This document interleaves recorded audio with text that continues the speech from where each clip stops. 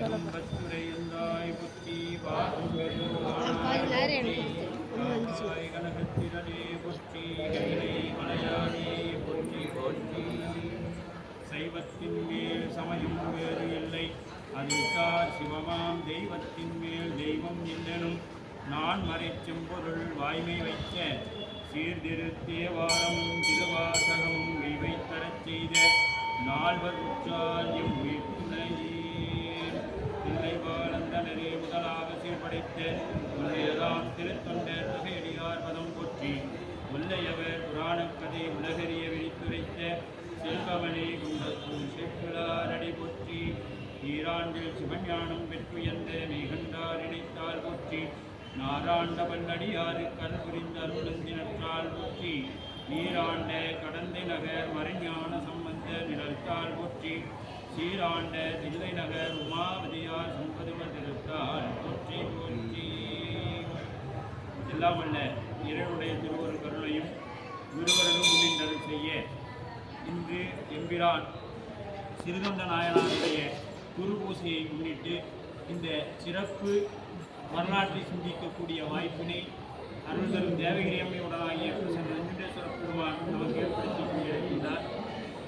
அடியேனை நன்னறிக்கு நாட்படுத்திய ஆசிரியர் பெருமான தந்தைகளை வணங்கிக் கொண்டும் கரைகண்டனாக இங்கே ஆட்சி செய்து கொண்டிருக்கக்கூடிய நம்மை எல்லாம் மீளா அடிமையாக வைத்திருக்கக்கூடிய அருள் தேவகிரி அம்மையுடனாகிய வெங்கடேஸ்வர பெருமான் திருவடிகளை ஈழ நினைத்தும் இங்கே எழுந்தில் இருக்கக்கூடிய அடியார் பெருமக்களின் திருவடிகளை பணிந்து கொண்டும் இந்த புராணத்தை சிந்திக்க இருக்கின்றோம். அடியார் புகழ் பேசுவது பெரிது என்னும் அவை பிராட்டியின் வாக்குக்கு இணங்க நாம் இந்த புராணத்தை சிந்திக்கிற உட்படுவது என்பது குழந்தைத்தனமாக இருக்கும் என்பார்கள். ஏனென்றால் இவர்கள் எல்லாம் சொல்லுவதற்கு அரிய செயல்களை செய்தவர்கள். அவர்களுடைய வரலாற்றை நாம் சிந்திப்பது என்பது சிறுபிள்ளைத்தனமாக விளையாட்டுத்தனமான செயலாக இருக்கும் என்று பெரியவர்கள் சொல்லுவார்கள். இருந்தாலும் நாம் அறிந்த அளவில் அருள்தரும் தேவகிரி அம்மையுடனாக இப்போ வெங்கடேஸ்வர பெருமான் நமக்கு உணர்த்திய அளவில் இந்த புராணத்தை நாம் இப்பொழுது சிந்திக்க இருக்கின்றோம். சிறுதொண்ட நாயனார் அவருடைய சித்திரை மாத பரணி நட்சத்திரத்தில் இறைவன் திருவடியில் இரண்டர கலந்த நாளாகும் இன்றைய நாள். அதையவே நாம் எல்லாம் குருபூசையாக கொண்டாடி வருகின்றோம். அப்படிப்பட்ட இந்த நன்னாளிலை இனி தொடர்ந்து திருவமுது செய்யலாம் என்று ஐயா அவர்கள் சிந்தித்திருந்தார்கள். இவர் அடியார்களுக்கு உணவு படைப்பதையே தொழிலாக கொண்டிருந்தவர் நம்ம சிறுதொண்ட நாயனார். அப்படிப்பட்ட சிறுதொண்ட நாயனாரை பற்றி நம்மால் அறிந்த அளவு நாம் பல வகுப்புகள் கேட்டிருக்கிறோம், நிறைய புராணங்களை சிந்தித்து இருக்கின்றோம். ஆனால் இந்த சிறுதொண்டர் என்பது அவர் ஒரு பெரிய தொண்டர். ஏன்னு கேட்டீங்களா, பட்டினத்தடிகள் 63 முதலில் சிந்திப்பார். 3 பெருமக்களை மட்டுமே மிகவும் முக்கியமாக சொல்வார். அதிலே வாளால் மகவறிந்து ஊட்ட வல்லே நல்லே, மாது சொன்ன சூழால் இறமை துளக்க வல்லே நல்லே, தொண்டு செய்து நாளாரில் கண்ணிடந்து அப்ப வல்லே நல்லே, நான் இனி சென்று ஆளாவது எப்படியோ திரு காலத்தி அப்பருக்கே அப்படிம்பார். அப்ப 63 அவர் சிந்தித்த 3 நாயன்மார்கள்ல முதலாக வைத்து சிந்திக்கப்பட்டவர் சிறுதொண்ட நாயனார். ஏன்னா அவருடைய செயல் யாராலும் செயற்கரிய செயல். 63 செயலுமே அப்படித்தான். அதிலும் இவருடைய செயல் கட்டாயமாக யாராலையும் செய்ய இயலாத ஒரு காரியமாக இருக்கின்றது. அப்படிப்பட்ட இந்த செயலை செய்ததனால் பட்டினத்தடிகள், ஏன்னா துறவு கொள்வதிலே பட்டினத்தாரை போல துறவு யாராலையும் கொள்ள முடியாது. அந்த துறவு கொண்ட ஞானி சொல்றார், இவரை போல யாராலும் அன்பு செலுத்த முடியாது. நான் என்னைக்கு காலத்தி அப்பருக்கு ஆளாக போறேன், எப்படி வாளால் மகவறிந்து ஊட்ட வல்லே நல்லேன் அப்படிங்கிறார். இப்போ ஒரு குழந்தையை நாம் அறுத்து இறைவனுக்கு படைப்போமா? தேங்காய் பழத்தை சாமி சாப்பிட்றாருன்னா அடுத்த நாள் கொண்டு வர மாட்டோம். இப்போ கோயிலில் கொடுக்குற தேங்காய் பழத்தை 2 பழம் ஒரு மூடி எடுத்துட்டாவே நம்ம மனசு ஒதுக்க மாட்டேங்குது. கொடுக்குற அத்தனை தேங்காய் பழத்தையும் சாமியை வச்சுக்கிட்டாருன்னா அடுத்து கொண்டு போனவன் சாமி எல்லாமே வச்சுக்குதுன்னு நாம் என்ன பண்ணுவோம்? அதையவே சாமிக்கு கொடுக்க மாட்டோம். ஆனால் இவர் நாம் குழந்தையவே இறைவனுக்கு நைவேத்தியமாக கொடுக்கின்றார் அப்படின்னா எவ்வளவு அன்பு வைத்திருக்க வேண்டும் பாருங்க. இவர் திரு அவதாரம் செய்த தலம் செங்காட்டங்குடி. செங்காட்டங்குடி ஏன் அந்த பெயர் வந்தது அப்படின்னு பார்த்தீங்கன்னா, அங்கே வாதாபி என்கின்ற அசுரனை வதம் செய்ததனால் அந்த மண்ணானது சிகப்பு கலராக மாறியது. அதனாலவே அந்த ஊருக்கு காரண பெயராக திருச்செங்காட்டங்குடி என்று பெயர் வந்தது. அந்த ஊரிலே இறைவர் நித்தம் எழுந்தருளி அருள்பாலித்துக் கொண்டிருந்த அந்த தலத்திலே பரஞ்சோதியார் என்கின்ற ஒருவர் திரு அவதாரம் செய்கின்றார். அவர்தான் சிறுதொண்ட நாயனார். அவர் பெயர் பிறவி திருநாமம் பரஞ்சோதியார் அப்படிங்கிறது அவருடைய பிறவி திருநாமம். அவர் பிறந்த குலம் மாமாத்தியர் அப்படிங்கிற குலம். ஏன்னா 63 நாம சொல்றோம் சாதியாலையும் வேறுபட்டு நிற்கிறோம். ஆனா 63 ஒவ்வொருவரும் ஒவ்வொரு சாதியை சார்ந்தவர். ஏன் இதை கொண்டு வந்தாங்க அப்படின்னா, தாழ்த்தப்பட்டவரிலிருந்து உயர்த்தவராக சொல்லப்படக்கூடிய அனைவருமே இங்கே எல்லாருமே சமம்தான் இறைவன் முன்பாக என்பதற்காக நம் தெய்வ சேக்கலார் பெருமான் வகுத்து கொடுத்தது நம்பியார்வரின் வழி நின்று வகுத்து கொடுத்தது தான் இது. அப்படி இல்லை அப்படின்னாக்க நாம் இன்னைக்கும் இவ்வளோ புராணங்கள் கேட்குறோம், வகுப்பு கேட்குறோம், எல்லாம் கேட்டு என்ன பண்ணுறோம், சாதியால் வேறுபட்டு நிற்கிறோம். நமக்கு எல்லாம் ஒரே சாதி சிவனடியார் அப்படிங்கிற ஒன்று மட்டும்தான் நம்ம இடத்துல இருக்க வேண்டும். வேற எதுவும் நம்ம இடத்துல வரக்கூடாது. நம்மளுடைய சாதியோட சின்ன என்னன்னா திருநீர், உருத்திராகம், இதுதான் நமக்கு இருக்க வேண்டுமே ஒழிய இதை விட்டுட்டு நான் என்ன இனத்தை சார்ந்தவங்க இன்னாரோட இன்னார் சேரக்கூடாது இப்படின்னா வேறுபாடு நம்ம இடத்துல இருந்தா நாம திருநீரை கையில தொடக்கூடாது. அந்த வேறுபாடு நம்ம இடத்துல இருக்கும் பொழுது நாம் திருநீரை கையில் தீண்டக்கூடாது. ஏன்னா அந்த திருநீரை தொடும்பொழுது என்ன நினைக்கிறோம், இந்த சாம்பலாக போகின்ற இந்த உடம்பு இல்லையா, இந்த சாம்பலாக போகின்ற இந்த உடம்பு தான் அந்த திருநீர் எடுக்கிறோம். ஆனால் எடுத்துட்டு அந்த திருநீரை இட்டுட்டு நாம் இதெல்லாம் சிந்திச்சோம்னா அதை தொடாமையே நாம் இருக்கலாம் அப்படிங்கிறது சிவதர்மோத்தர நூல் கூட அது சொல்லுவோம். ஆகவே அப்படிப்பட்ட அந்த திருச்செங்காட்டங்குடியில் திரு அவதாரம் மாமாத்திரியர் குலம் என்பது பூநூல் சாத்திய வைத்தியம் பண்றவங்க. அந்த குலத்தில் பிறந்து நல்ல வீரத்தோடு இருக்கிறார் பரஞ்சோதியார். அவரோட வீரத்தை பார்த்து மகேந்திர பல்லவன் தன்னுடைய படையில அவர் சேர்த்துக்கிறார். தன்னோட அரசவையில அந்த பரஞ்சோதியாரை சேர்த்துக்கிறார். அவர் தான் சேனாதிபதியாக நிற்கிறார். அந்த சேனாதிபதி என்பது படைகளை வழிநடத்தி செல்லுது.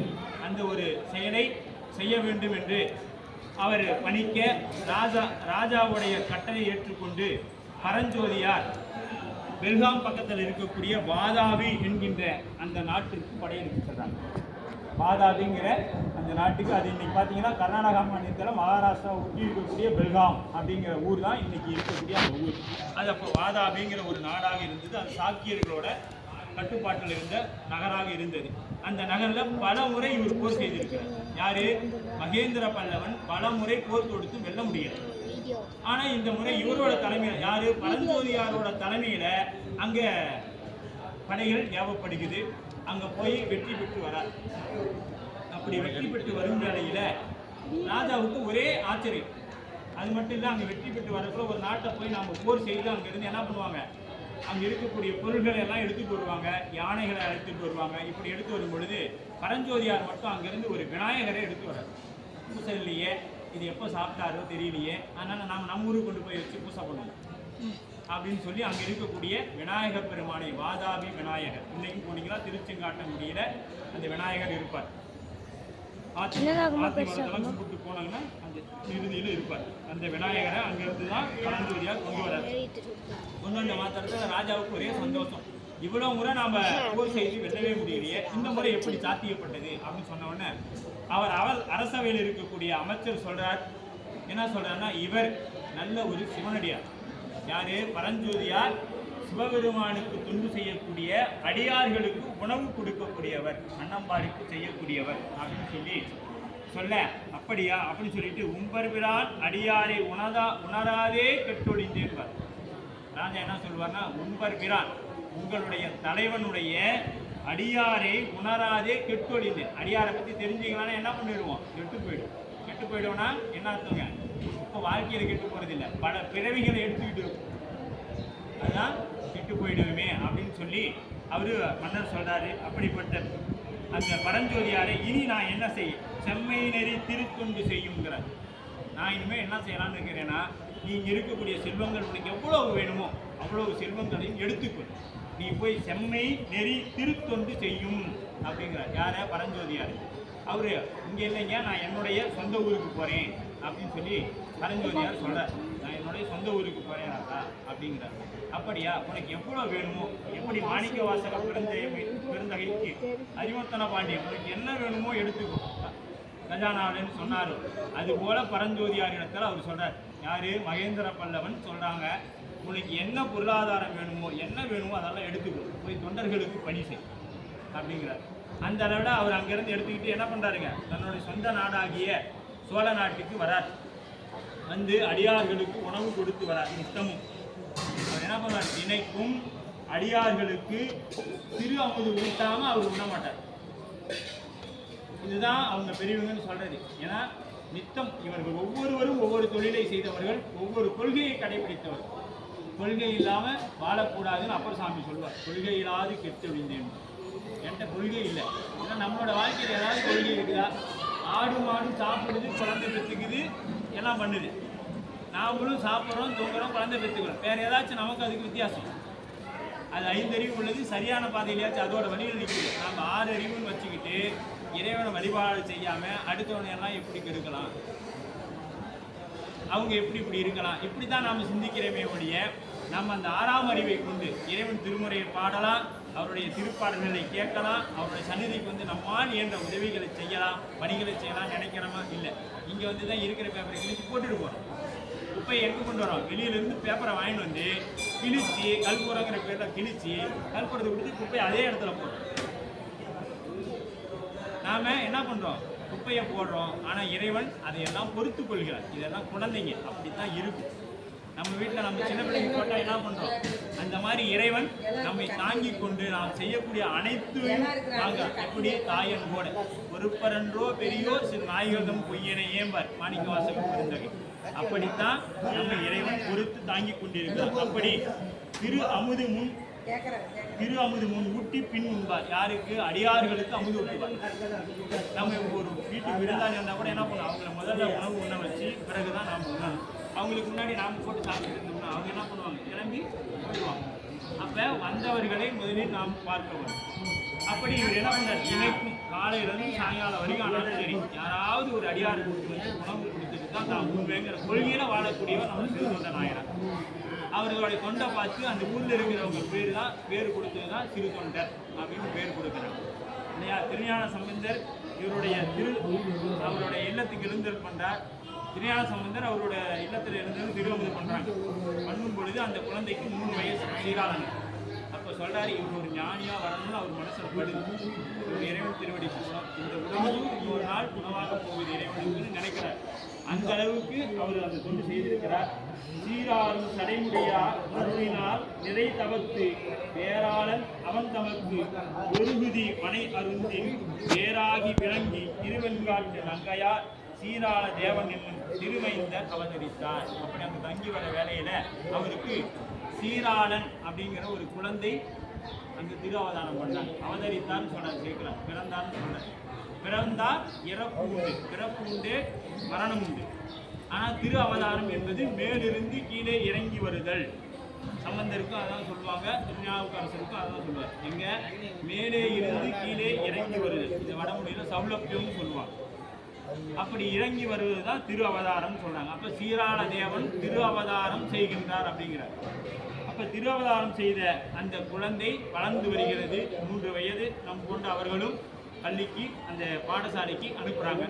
இப்படியெல்லாம் நடந்து வர வேலையில் ரொம்ப காலம் அவர் இந்த தொண்டு செய்து வந்துக்கிட்டு இருக்கிறாங்க.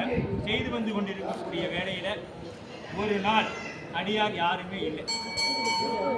அடியார் உணவு கொடுப்பதற்கு யாருமே கிடைக்கிறவருக்கு.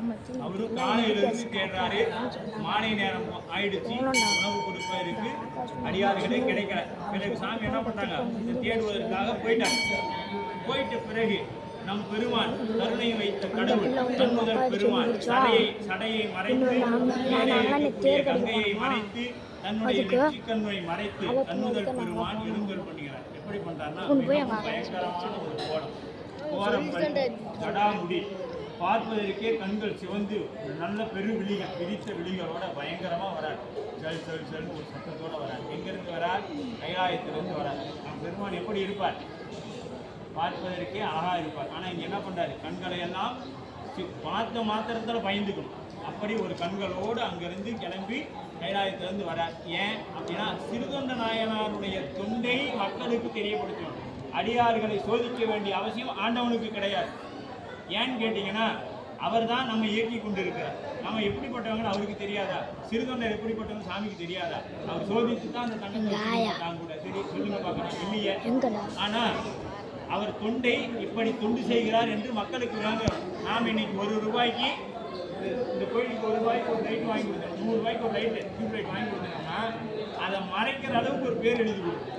நம்ம குடும்பத்தில் எத்தனை பேர் இருக்கிறாங்க, இந்த பக்கம் இருந்து அந்த பக்கம் எல்லா பேரையும் எழுதி கொடுத்துருவோம். ஆனால் அடியார் பெருமக்களாகிய சிவனடியார்கள் என்றைக்கும் தன்னை வெளிக்காட்டிக் கொள்ள மாட்டார்கள். இறைவனிடத்தில் மட்டும்தான் அவர்களுடைய அன்பு இருக்கிற எப்படி ஒரு கணவன் மனைவி நடக்கக்கூடிய செய்தியை வெளியில் சொல்ல மாட்டார்களோ அது போலத்தான் அடியார்களும் ஆண்டவனுக்கும் உண்டான தொடர்பு.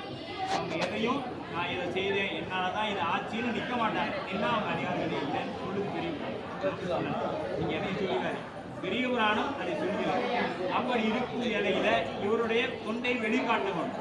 இப்படித்தான் ஏற்பகை நாயனாருக்கு வந்தாரு, இளையான்குடி மாதத்துக்கு வராரு, தொண்டை வெளிக்காட்ட வேண்டும். அப்ப அதற்காக இப்படியெல்லாம் வாழ்ந்தார்கள். சைவத்தை நிலைநிறுத்த வேண்டுங்கிறதுக்காக என்ன பண்ணாங்க, அங்கிருந்து அவர் வராரு. அப்படி வரும் வேலையில இங்க வீட்டுல வந்த உடனே அந்த காலத்துல பாருங்க, வந்தருக்கு என்னாலும் சோரடிக்கும் திருத்தொண்டர் வந்தார் பூந்தாராய் இம்மனைக்கு புலாரோங்கிறார். வந்து திருத்தொண்டர்னு ஒருத்தர் இருக்கிறாரா அப்படின்னு சுவாமி வந்து கேட்கிறாங்க. பாருங்க, இமயமலையில் இருக்கக்கூடிய கைலாயத்தில் இருக்கக்கூடிய இறைவன் என்ன பண்றாரு, இங்க வந்து கேட்கிறாரு, சிறு தொண்டன் யாருக்கு? தொண்டருக்கு என்னாலும் சோரடிக்கும் திருத்தொண்டர் வண்டார் பூந்தாரா இம்மனைக்கு உள்ளாரோ, இந்த மனைக்குள்ள இருக்கிறாரோ அப்படின்னு கேட்கிறார் சுவாமி வந்து.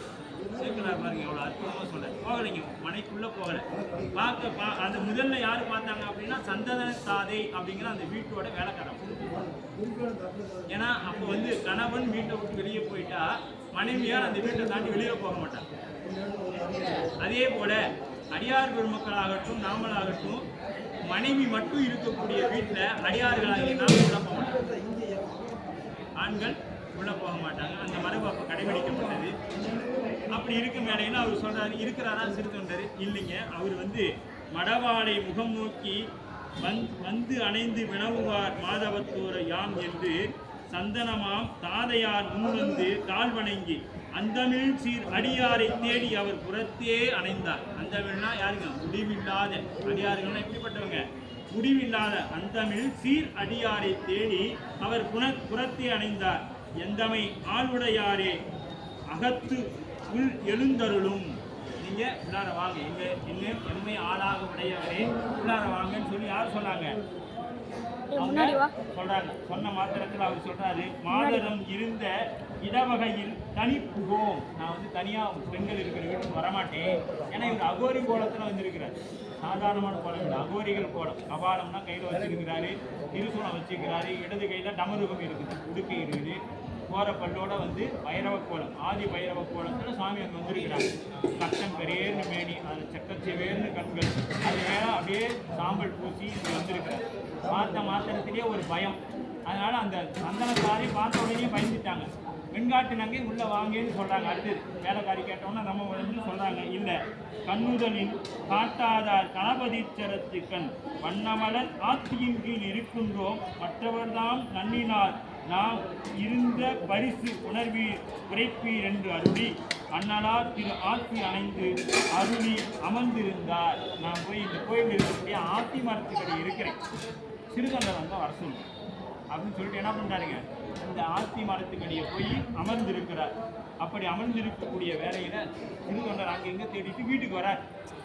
அந்த மரத்தை அடியே சீரா தவத்து சிறு தொண்டர் மீண்டும் செல்வ மனை அடைந்தார். இந்த மனையை அங்கே அடையிறாங்க. அடைஞ்ச மாத்திரத்தில் அங்கே சொல்றாங்க, அடியே யார் சொன்னாங்க? வெண்காட்டு நாங்கள் சொல்றாங்க, ஆதரிக்கும் திருவேடத்து ஒருவர் வந்தபடி பகர்ந்தார். அங்கே வந்தார், சிவவேடம் விட்டு திருவேடம் விட்டு வடநாட்டுக்காரர் கூட வந்தாரு. நீங்க பாத்தீங்களா அப்படின்னா, இல்லையே. ஆகா, உடனே அவருக்கு ஒரே மகிழ்ச்சி. அடியே மீண்டேன் எங்கு முற்றார் முறையாய் என முடிந்தார். எங்க இருக்கிறார் சொல்லி நீங்க பார்த்தேன்னு சொல்லி எங்க பார்த்தீங்க அப்படின்னு அவர் அதுக்கு சொல்றாரு. வடிசேர் சூழ கபாலத்தார் வடதேசத்தோ என்றார் வன் குடிசேர் கரத்து பயிர் வைரவர் யாம் சொல்ல இங்கு இராதே பொய் கடிசே திரு ஆத்தியின் நிழல்கின் இருந்தார் கணபதீச்சரத்து. அந்த கோயில் பேர் என்ன பேரு? கணபதீச்சரம். அதனால அந்த பாட்டு கூட வரும். அங்கமும் வேதமும் போதும் நாவர் அந்தன நாளும் அடிபணிய மல்குள் அந்தன நாளும் அடிபடவ மல்குள் மதிதவள் மாடவீதி மருகல் நிலாவிய மைந்தும் சொன்னார். செங்காயலார் போனால் செல்வ மல்குத்தி செங்காட்டம் குடியதனுள் கங்குள் விளக்கேறி ஏந்தி ஆடும் கணபதீச்சரம் தாமூரவே அப்படின்னு சம்பந்த பெருமான் சொல்லுவாங்க. அப்படிப்பட்ட அந்த தலத்திற்கு இறைவன் அந்த அங்கே போனீங்கன்னா இன்னைக்கும் அந்த ஆத்திமரம் இருக்குது. ஏன்னா நம்ம பெரிய புராணம் பொய் இல்லை, எல்லாம் வரலாற்று செய்திகள். இன்னைக்கும் நீங்கள் கணபதீச்சரம் சொல்லப்படக்கூடிய திருச்செங்காட்டுப்படி போனோன்னா அங்கே அந்த ஆத்திமரம் இன்னைக்கும் இருக்குது. நம்ம போனோமா தரிசனம் பண்ணலாம். அதெல்லாம் நம் பெருமான் அங்கே வந்து அமர்ந்த இடம். அந்த இடத்துல அவர் அமர்ந்து தவம் செய்து கொண்டு இருக்கிறார். இவர் என்ன பண்ணார்? எங்கெல்லாம் தேடிட்டு போறார். என்ற மனையா இயம்ப பணிந்து நின்றார் திருக்குறள். நான் போய் இருக்கிறார். பணிந்து இப்படி அடியாட்ட போனால் பணிவு வேணுங்க. பணியுமாறு பணியே கேட்பார், திருவிசைப்பார். பணியுமாறு பணியே அப்படின்பார். அது மாதிரி பணிந்து நின்ற தொண்டர் நம்மை நோக்கி நீரோ பெரிய சிறு தொண்டர் அப்படின்னு கேட்கிறார். நீதான் அந்த பெரிய சிறு தொண்டரோ அப்படின்னு சொல்லி யார் கேட்கிறார்? அந்த வைரவ கோலத்தில் வந்து இருக்கக்கூடிய கண்ணுதல் பெருமான் கேட்கிறார். நீதான் பெரிய சிறு தொண்டரோ அப்படிங்கிறார். நாமளா இருந்தால் என்ன சொல்லுவோம்? ஆமாம் சார் நான் தான். எடுத்த மாத்திரத்தில் முருகனா? ஆமாங்க நான் தான். அது சொல்லுங்க, இந்த எடப்பாடியிலே நான் தான் அடியார் அப்படின்னு நாம நிற்போம். ஆனால் அவர் சொல்ல இன்னைக்கு அப்படிதான் எல்லாரும் இந்த ஊரில் இருக்கிறவங்க எல்லாரும் அப்படிதான் என்னை சொல்லுவாங்க. ஆனால் நான் எதுவுமே செய்யலைங்க. அதுதான் பணிவு, அதுதான் பணிவு. ஆனால் நம்ம இடத்துல இது போன்ற நம்ம பெருமான் நமக்கெல்லாம் கொடுக்கணும். நம்ம எடப்பாடியில் ஏறக்குறைய பார்த்தீங்கன்னா அடியனுக்கு தெரிந்து ஒரு 500-600 பேர் உத்தராக்கம் அடைஞ்சிருக்கு. ஆனால் அந்த பணிவோ ஒரு ஏதாவது இருக்கான்னு பார்த்தோமா அது திருவள்ளுவர் தான் நமக்கு கொடுக்கணும். நந்திண்டேஸ்வர பெருமான் இனிமேல் தான் அதெல்லாம் நமக்கு செய்வாருங்கிற நம்பிக்கை வந்திருக்குது. பார்ப்போம் திருவள்ளுவர் எப்படி கூட்டு வருறான்னு. காதலே தேடியும் முன் தானே தவத்தால் உமைக்கண்டேன். நான் பார்த்தது என்னோட தவம் அப்படிங்கிறார். சரி, அடியேன் மனையில் எழுந்தருளி அமுது செய்ய வேண்டும் என நெடியோன் அறியா அடியாதான். நெடியோன் அறியா அடியாதான் கேட்கிறார். நீங்க எங்க மனைக்கு வந்து திருமுது செய்யுங்க அப்படிங்கிறார். நிகழும் தவத்தியே உமை காணும்படியார் வந்தோம் உத்தர பதியாறு பதியோம் எம்மை பறிந்து முட்ட முடியாது உமக்கு செய்கை அறிய ஒண்ணாது. எனக்கெல்லாம் நீ சாப்பாடு கொடுக்க முடியாது. ஏன்னா நம்ம சாமி யாரையுமே சாதாரணமாக வந்து ஆட்கொள்ள மாட்டார். நம்ம சொல்லுவாங்க ஈஸ்வரன் கோயிலுக்கு போகாத வரைக்கும் நல்லா தான் இருக்கு. போனதுலேருந்து தான் எனக்கு பிரச்சனையே வருது. ஏன்னா மீதி இப்போ பணம் வேணுமா திருமால்கிட்ட போகலாம், வேற ஏதாவது தலையெழுத்து மாற்றமா பெருமாள்கிட்ட போகலாம், எல்லாமே போகலாம். அவங்கவுங்க தகுதிக்கு அவங்கவுங்க செஞ்சு தருவாங்க. முக்தி வேணும்னா நம்மள்கிட்ட தான் வரணும். முக்தி வேணும்னா நம்மள்கிட்ட தான் வரணும். அப்போ முக்தி வேணும்னு கேட்குறோம். இப்போ நம்ம ஒரு போலீஸ் வேலைக்கு போகிறோம். போலீஸ் வேலை கூட இன்றைக்கி கொஞ்சம் எளிமையாக தான் இருக்குது. ஒரு இராணுவத்துக்கு வேலைக்கு போகிறோன்னு வச்சுக்கோங்க. பயிற்சி காலம்னு ஒரு வருட காலம் போடுவாங்க. அந்த பயிற்சி காலத்தில் பார்த்தீங்கன்னா அவங்களை எவ்வளோ அதிலேருந்து வெளியே போக வைக்கணுமோ அத்தனை வேலைகளையும் செய்வாங்க. 40-50 கிலோ மூட்டையை தூக்கிட்டு ஓடணும், டயரை தூக்கி இழுத்துட்டு போகணும், இத்தனை வேலையும் அங்கே செய்ய வைப்பாங்க. அதெல்லாம் செஞ்சுட்டு போனால் தான் அவங்களோட எல்லையில் பாதுகாப்பாக நம்மளை காப்பாற்ற முடியும். அதுபோல் இங்கே என்ன பண்ணுவார் சாமி? முக்தி வேணும்னு கேட்டுட்டியா உனக்கு என்னெல்லாம் இருக்குதோ அத்தனை வினைகளையும் கூட்டி நீக்குவார். அத்தனை வினைகளையும் கொடுத்து நீக்குவார். நாம் என்னெல்லாம் ஆசைப்பட்டு வந்திருப்போம் அத்தனையும் கொண்டு வந்து இப்போ ஒன்றா கொடுப்பார். நல்லதையும் கொடுப்பார், கெட்டதையும் கொடுப்பார். நன்றையும் அனுபவிச்சா தான் அவர்கிட்ட போக முடியும். அப்படி இறைவன் அவரோட 5 எழுத்தை சொல்லிக்கொண்டே அனுபவிக்கணும். அது ரொம்ப முக்கியம். அது இல்லாமல் அனுபவித்தோம்னா மீண்டும் இன்ப துன்பம் நமக்கு வந்துடும். அவருடைய இது எனக்கு இறைவன் கொடுத்ததுன்னு அனுபவிக்கணும். அது மாதிரி இவருக்கு சொல்கிறாரு, எவனுக்கு முன்னால் உணவு கொடுக்க முடியாதுங்கிறார். ஏன்னா வந்தது அதுக்காகத்தானே, வெளிப்படுத்துறதுக்கு தானே, கொடுக்க முடியாது. ஏன்னு கேட்குறாரு. சால நண்டு உன் திரையும் உடையே தாழ்வு இங்கு எனக்கு இல்லை ஆழமுண்டார் அன்பர் உமக்கு அமுதாம் பசுத்தான் இன்னது. நான் வந்து பசுக்களை சாப்பிட முடியாது. நாமளும் அந்த பசுக்கள் என்னமோ என் வீட்டு ஆடு மாடு நிறையா வெட்டி போட்டுறேன் சாமி, வா எத்தனை நாள் வெட்டி போடுறேன். அது இல்லை, அந்த பசு இல்லை, நான் நரமாமிசம் சாப்பிட்றேன் அப்படிங்கிற. நரமாமிசம் சாப்பிட்றவரா? சரி, அது அதில் சொல்லுவார், காசுக்கு பிள்ளை வாங்கிடாது. காசுக்கு பிள்ளை இன்றைக்கி விற்கிறாங்கல்ல, எத்தனை ஆஸ்பத்திரியில் நம்ம டிவியில் பார்க்குறோம், தூக்கிட்டு போய் வித்துடுறாங்க. அது மாதிரி காசுக்கு வாங்கிய பிள்ளை எனக்கு வேண்டாம். நன்று மிக்கு நாம் உன்னை படுத்தும் பசுவும் நரபசுவாம் உன்னது அஞ்சு பிரணயத்து உறுப்பில் மறுவு இன்றே இன்னம் உன்செய் நோயில் வேல் எறிந்தால் போல் புகழ்ந்தது. இப்போ நான் குழந்தை கறி தான் சாப்பிடணும்னு சொல்கிறாரு. 5 வயசுக்குள்ளே இருக்கணும், அதுக்கு ஊனம் இருக்கக்கூடாது. 5 வயசுக்குள்ளே இருக்கணும், அந்த குழந்தைக்கு ஊனம் இருக்கக்கூடாதுன்னு சொல்கிறார். இப்படியெல்லாம் இருக்கக்கூடிய குழந்தைய வேணும். அடுத்தது இன்னொன்று சொல்கிறார், இந்த வெந்த பொண்ணை வேலை பார்த்துவாங்கன்னு சொல்லுவாங்கள்ல, அது மாதிரி அங்கே சொல்கிறாரு, அந்த குழந்தை வீட்டுக்கு ஒரு குழந்தையா இருக்கும். அதில் இன்னொன்று இருக்குது, சொல்கிறேன் கேளு. தாய் பிடிக்க, தாய் அந்த மணிக்கால்களை இரண்டையும் பிடித்துக்கணும், தந்தை அறியணும்னு சொல்கிறார். தந்தை அறிய வேண்டும், தாய் பிடிக்க வேண்டும். இது நம்மால் முடியுமா? முடியாது.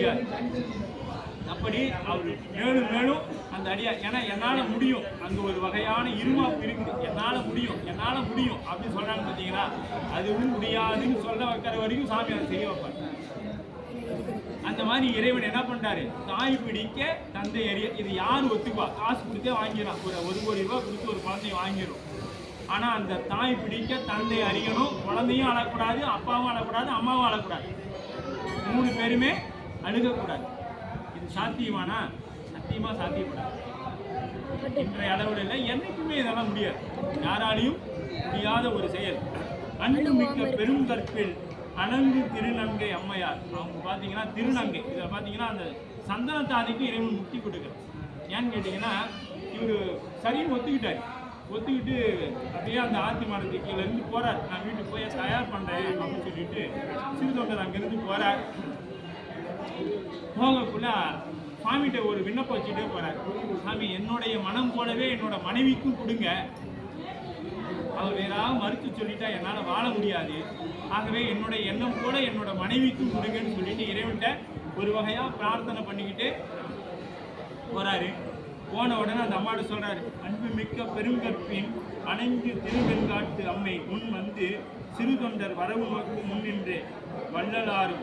சுவாமி 13 இடத்துல கேட்கலாறு வருவான் இறைவனுக்குரிய வள்ளலார் அப்படிங்கிற பேர் கொடுப்பார். வள்ளலார்னா எதையும் எதிர்பார்க்காத செய்யக்கூடியவன், பிரதிபலன் எதிர்பார்க்காம செய்ய. இறைவன் நமக்கு எதையாவது எதிர்பார்த்து செய்யறானா? நாளைக்கு ஏதாவது வந்து தொண்டு செஞ்சா இது நமக்கு ஏதாவது நாளைக்கு ஆகுமேனு இல்லை. நீ முக்தி பெறணும், இந்த ஆன்மா மீண்டும் பிறவா நிலைக்கு வரணுங்கிறது மட்டும்தான் இறைவனோட ஒரே எண்ணம். இதால அவருக்கு 5 பைசாவுக்கு லாபம் இல்லை, 5 பைசாவுக்கு புரோசனம் இல்லை. ஆனா இறைவன் என்ன பண்றான், நம்மை மேன்மைப்படுத்த வேண்டும், மீண்டும் பிறவா நிலை அடைய வேண்டும். இந்த ஆன்மாக்கள் துன்பங்களை அனுபவிக்க கூடாது, எப்பொழுதும் சிவானந்தத்தையே அனுபவிக்க வேண்டும் என்ற கருணையின் காரணமாக நம்ம எல்லாம் ஆட்கொண்டு தினைக்கு நமக்கு வர வச்சு ஏதேனும் ஒரு பணிகளை செய்யுமாறு பணிகிறோம். அது எவ்வளவு பேருடைய கருணை. அது போன்ற இங்கே என்ன பண்ணுறாங்க, வள்ளலாரும் மனையாரை நோக்கி வந்த மாதவர் தான் உள்ளம் மகிழ அமுது செய்ய இசைந்தார் குடிக்கு ஒரு சிறுவனா. அவர் வந்து அமுது செய்ய ஒத்துக்கிட்டார். ஒரு தாயோட மனம், ஏன்னா இங்கெல்லாம் தாய்மார்கள் இருக்கிறீங்க, ஒரு தாயோட மனம் எப்படி இருக்கு, அவர் அமுது செய்ய ஒத்துக்கொண்டார் அப்படின்னா அந்த அம்மாவுக்கு ஒரே மகிழ்ச்சி. பரவாயில்ல, நம்ம வீட்டு ஏன் அந்த அம்மா சந்தோஷப்படுறாங்கன்னா, நம்ம வீட்டுக்காரையும் இன்னைக்கு சாப்பிடுவோம். ஏன்னா ஒரு கணவன் சாப்பிட வேணுங்கிறது அந்த மனைவியோட, அந்த சாப்பிட்ட பிறகு தான் அந்த மனைவி சாப்பிடுவாங்க. அது எவ்வளோ அனுபவிச்சிருந்தா அந்த மாதிரி இருப்பாங்க. அப்படி கூட இங்கே கேட்குறாரு, அரிய கற்பின் மனை செய்தார். அவங்க எப்படிப்பட்டவங்க, கற்பில் மிக்கவங்க.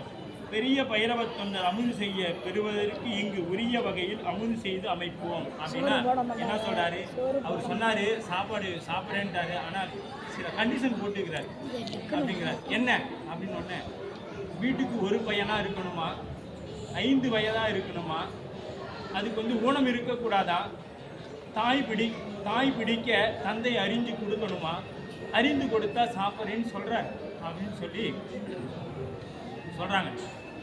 அப்போ அந்த அம்மா ரொம்ப மகிழ்ச்சியாக அதை ஏற்றுக்கிறாங்க. அந்த அம்மா ரொம்பவும் மகிழ்ச்சியாக அதை ஏற்றுக்கிறாங்க. நம்மளாக இருந்தால், ஏண்டா நீ தொண்டு செய்யறதுக்கு என் குழந்தை தான் கிடைச்சிட்டா, நான் இப்போவே எங்கள் அம்மா வீட்டுக்கு போகிறேன்டா, நீ என்னத்தையோ தொண்டு செஞ்சாலும் சரி என்ன பண்ணாலும் சரி, நான் அந்த அம்மா என்ன பண்ணுவோம், குழந்தைய தூக்கிட்டு கிளம்பிடும். இல்லையா நம்மளை அடித்து விட்டு வரலையே தொடச்சி, நீ போய் என்னத்தையோ செய்ய, வீட்டு பக்கம் வந்துடாது அப்படின்னு சொல்லிடுவாங்க. ஏன்னா வீட்டில் ஒரு அளவுக்கு மேலே வறுமை வந்துட்டாவே ஆனால் இந்த என்ன பண்ணாங்க, தனக்கு ஒரே ஒரு குழந்தை தான், ஏன்னா அவர் தான் சொல்லிட்டாரு ஒரே ஒரு குழந்தை இருக்கணும், அந்த குழந்தையை போய் செய்யணும்னு சொல்றார். அப்படிப்பட்ட அந்த நங்கையார் தயாராகிறாங்க. அடுத்த கணமே எப்படி ஏற்பகை நாயனார் இடத்துல இறைவன் உன் காதல் மனைவி வேண்டுங்கிற மாத்திரத்தில் ஏற்பகையார் சொல்லாமையே அவர் போய் அந்த அம்மா கையை பிடிச்சிக்கணும், யாரும் அந்த முனிவரோட கையை பிடிச்சிக்குவாங்க. அதுபோல் இந்த இடத்துல சொல்கிறாங்க, நம்மை காக்க வருமணியை சென்று பள்ளியில் கொண்டு வா அப்படிங்கிறாங்க. கொண்டு வாரும் நம்மை காக்க வந்த வருமணியை, யாரை? சீராளன் தேவன் சொல்கிறாங்க. சீராளனை போய் நீங்கள் பள்ளிக்கூடத்துலேருந்து கூட்டிகிட்டு வாங்க அப்படின்னு சொல்கிறாங்க. நம்மளால் முடியுமா? நினச்சி பாருங்க, பள்ளிக்கூடத்துலேருந்து கூட்டி வந்து சமைக்கிறதுக்கு இந்த அம்மா தயார்படுத்துகிறாங்க. போய் கூட்டிகிட்டு வா அப்படின்னு சொல்கிறாங்க. சீராளனை போய் அந்த அம்மா அங்கேருந்து அப்படியே அவர் போய் பரஞ்சோதியார் போகிறார், சிறுதொண்டர் போகிறாரு பாடசாலையில். அப்போ அது சிறுதொண்டர் சொல்கிறார், நான் செய்த தவம் பா அப்படின்றார். ஒரு அடியாருக்கு அமுதாவது நான் செய்த தவம்ங்கிறார். நம்ம குழந்தையா இருந்தாண்டே, அப்பா உன் வேலையை நீ பாரு, நம்ம குழந்தையாகட்டும் மனைவியாகட்டும் அதெல்லாம் சொல்லுவாங்க, உன் வேலையை நீ பாரு, நீ உன் தொண்டை நீ கும்பிடு, நீ சாமி நீ கும்பிடு, என் சாமி நான் முட்டா கும்பிட்றேன் கும்பிடலாம் போகிறேன்னு அந்த குழந்தை போயிடும். ஆனால் அந்த குழந்தை சொல்லுது, நான் செய்த தவம், அடியாருக்கு நான் உணவாகுவது நான் செய்த தவம்ங்கிறார். அந்த அளவில் அந்த குழந்தையும் ஒரு பக்குவம். ஏன்னா சம்பந்தருக்கு கூட இருந்ததுன்னா அந்த குழந்தை எவ்வளோ புண்ணியம் பெற்றிருக்கும். நாம் அவரோட காலத்திலேயே வாழலை, 7ஆம் நூற்றாண்டில் அவருடைய காலத்திலே நாம் வாழக்கூடிய பாக்கியம் இல்லை. அவர் இல்லத்தில் திருஞான சம்பந்த பெருமான் உணவு அணிந்திருக்கு. அப்போ எவ்வளவு புண்ணியம் பெற்றிருக்க வேண்டும். அப்போ சம்பந்தர் கம்முன்னு வந்திருப்பார், பக்கத்தில் உட்கார வச்சிருப்பாரு, 3 வயசு குழந்தைய கூட்டு பக்கத்தில் வா சீராளா உட்காருங்கன்னு சொல்லி கொடுத்துருப்பாரா இல்லையா? எவ்வளவு புண்ணியம். எதுதான் அன்னையும் திருமுலைப்பால் ஞானப்பாலை சாப்பிட்டவர் இங்கே சீராளனை பக்கத்தில் உட்கார வச்சு உணவு கொடுக்குறார். அப்போ அந்த குழந்தை எவ்வளவு ஏன் கொடுத்தார் அப்படின்னா, இது நாளைக்கு இறைவனுக்கு உணவாக போகக்கூடியது, அந்த எண்ணத்தில் அது கொடுத்திருப்பார். அப்படிப்பட்ட சீராளனை குற்றமில்லா திருத்தொண்டர் அப்படின்னா, குற்றமில்லாத திருத்தொண்டர். எப்பவுமே இறைவன் குற்றமில்லாதவங்களை தான் சோதிக்கணும், குற்றம் இருக்கிறவங்களை சோதிக்க வேண்டிய அவசியம் இல்லை. அப்படி இருக்க அந்த குழந்தை வருகிறான். அந்த மாத்திரத்தில் அவனுக்கு இறைவனுக்கு எப்படி நாம் அபிஷேகம் எல்லாம் செய்வோமோ அதுபோல் திருமுழுக்கு பண்ணுறாங்க. நல்ல வாசனை திரவியங்கள்லாம், ஏன்னா அது உயர்வான இடத்துக்கு போக இருக்குது.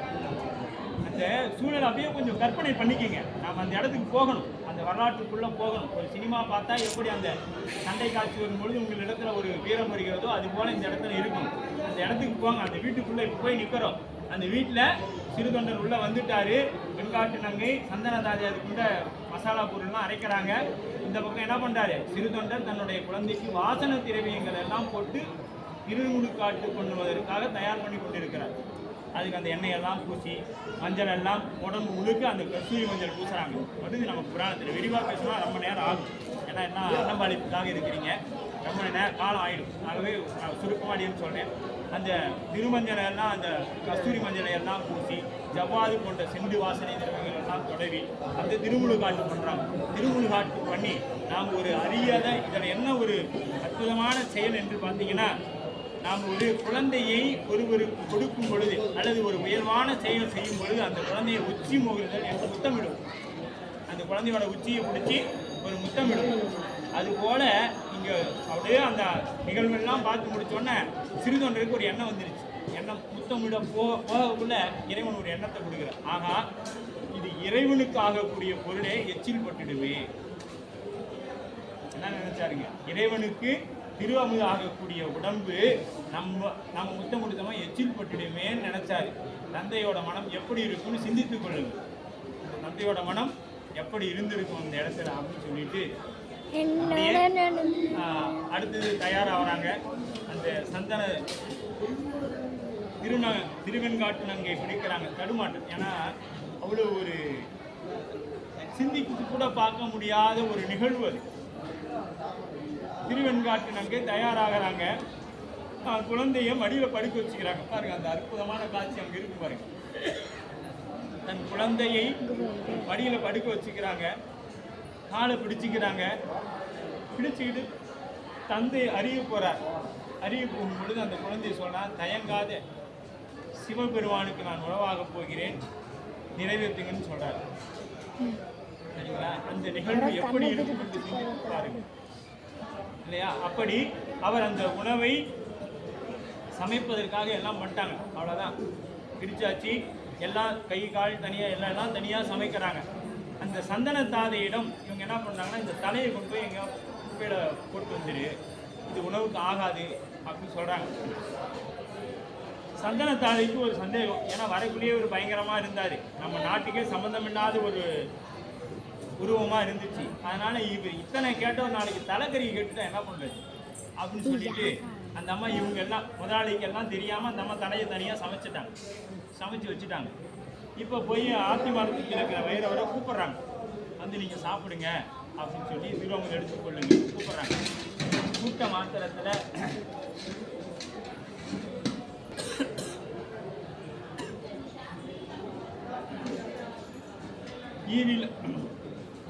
ஈரும் முதலும் இல்லாதற்கு இப்போது உதவுவான் அவன். என்ன பண்ணாரு, அங்கிருந்து போய் அப்படியே கூட்டிட்டு வராரு, பயிரவரை கூட்டிட்டு வராரு. நம்ம சிறுகொண்ட நாயனார் வீட்டுக்கு வராங்க. அந்த மாத்திரத்துல கொண்டு வந்து மனை புகுந்து புலாவுவாதம் விளக்கிய ஒரு அடியார் வீட்டுக்கு வந்தாங்கன்னா அவங்களுடைய திருவடியை பூசை பண்ணி அதில் வரக்கூடிய அபிஷேக தீர்த்தத்தை நாமும் உட்கொண்டு தெளித்து கொண்டு வீட்லையும் தெளிச்சுட்டு அவங்க உள்ளார கூட்டிப்போம். இதுதான் மரபு. கொண்டு வந்து மனை புகுந்து புலாவுவாதம் விளக்கிய வண்டு காதலின் ஆதனத்திலே வைத்து அர்ச்சனை செய்த பின் உண்டி 4 விதத்தில் 6 சுவேதிரத்தில் அண்டர் நாயகர் தொண்டர் இச்சையில் அமுது செய்ய அளித்துள்ளார்பார். அப்போ தொண்டர்கள் என்ன உணவு விரும்பி உண்பாங்களோ அதை கேட்கணும். ஐயா வந்தோடனே நீங்கள் இன்றைக்கி என்ன சாப்பிடுவீங்க, ஏதாவது உங்களுக்கு எப்படிப்பட்ட உணவாக இருக்கணும், காரம் அதிகமாக குறைவாக, இப்படி அவர்களுடைய விருப்பத்தை கேட்டு அதற்கு தகுந்தாறு போல் அடியார் பெருமளுக்கு அமுது படைக்கணும் அப்படிங்கிறது தான் நம்மளுடைய புராணம் நமக்கு சொல்லி கொடுக்குறது. என் வீட்டில் படைத்து இருக்கு, நீ அதை திணிக்கு போகணும்னு சொல்லுங்கள், அது நமக்கு. அவர்களுக்கு அது இல்லை. அடியார்கள் தொண்டர் இச்சையில் அமுது செய்யணும்னு சொல்லியிருக்காங்க. அதை தான் இந்த இடத்துக்கு கொண்டு வந்து வைக்கணும். திருக்கொண்ட நாயனார் சரி கொண்டு வந்து வைக்கிறாங்க.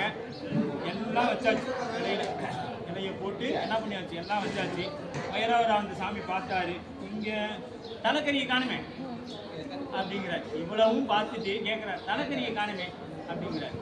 அப்போ உடனே இல்லைங்க அது உணவுக்கு ஆகாதுன்னு, தலைக்கறி நல்லா இருக்காதுன்னு எடுத்து வச்சுக்கணும், எல்லாமே எனக்கு வேணும், அப்போ தான் நான் சாப்பிடுவேன் அப்படிங்கிறார். உடனே சந்தனத்தாரி உடனே உயிர்வு பெற்றேன் பாரு அந்த இடத்துல சிறுகொண்டை சந்தனத்தாரி என்ன பண்ணுறாங்க, நான் எடுத்து சமைச்சு நல்ல வேலைக்காரங்க, நம்ம வீட்டு வேலைக்காரமா சொல்கிற வேலையே செய்ய மாட்டாங்க. ஆனால் அந்த அம்மா சொல்லாததையும் செய்தாங்க. ஏன்னா வந்தவர் சாதாரணமான ஆள் இல்லை, கேட்பார்னு உணர்ந்து என்ன பண்ணாங்க, அந்த தலைக்கறியையும் சமைத்து வைத்து வந்தாங்க, அதையும் கொண்டு வந்து வச்சாங்க. இத்தனையும் வச்ச பின்னாடி 2 இலை போட்டு வச்சேன். பக்கத்தில் ஒரு இலை, இவருக்கு ஒரு இலை, 2 இலையும் போட்டாச்சு. இந்த இலையில் யார் உட்காரணும்? அடுத்து சொல்கிறாரு, இந்த நான் வந்து அடியார் இல்லாமல் சாப்பிட மாட்டேன், இன்னொரு அடியார் சிவனடியார் வேணும். அப்போ சிறுதொண்டர் சொல்கிறாரு, நான் திருநீர் பூசுறதுனால என்னை அப்படி சொல்லுவாங்க, நாமளாக தான் நான் அடியார் தாங்கன்னு வளர்த்து உட்காந்துருக்கு அந்த இடத்துல. ஆனால் அவர் சொல்கிறாரு, நானும் திருநீர் பூசுறதுனால என்னை அடியார்னு சொல்லுவாங்க அப்படிங்கிறார். அப்படியா, சரி உட்காரு. உட்காந்த மாத்திரத்தில் அடுத்தது இவர் என்ன செய்கிறாரு, அந்த கிலோமுத கறி எடுத்து வாயில் வைக்க போகிறார். இல்லை, 6 மாதத்துக்கு ஒரு முறை சாப்பிடக்கூடிய நானே சாப்பிடாம இருக்கு, அதுக்குள்ள உனக்கு என்ன அவசரம் அப்படின்னு. அதுக்கு அடுத்து சொல்கிறாரு, நான் குழந்தைங்கள அதை வீட்டில் சாப்பிட மாட்டேன், பையனை அப்படின்னு. இத்தனையும் பண்ணிட்டு பையனை கூப்பிட்டுன்னா அவர் எப்படி கூப்பிட முடியும்? கூப்பிடு வருவான் அப்படிங்கிறார்.